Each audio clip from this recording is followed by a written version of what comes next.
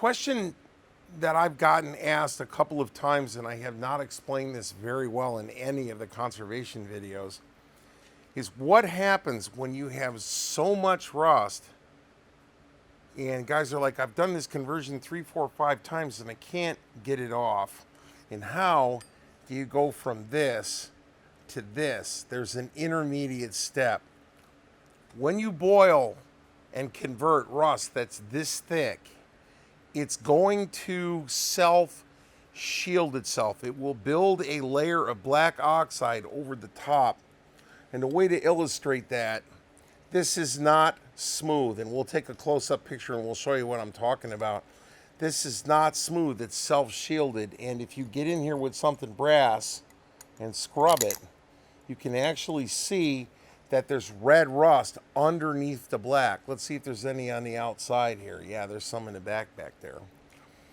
If you were to scrape this, that's starting to turn orange again. So you would go around, pluck all of this heavy rust off, and then convert it again. Now the trick is you gotta use brass, and you only want to make the orange layer show back up. You don't want to scrub all the way down to white steel, or you could just do this on a really aggressive wire wheel, and we're back to what we're trying to not do in the first place.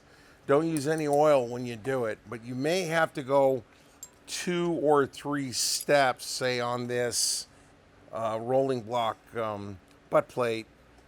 You have to do it, but it'll turn black. You'll cart it off with the steel wool.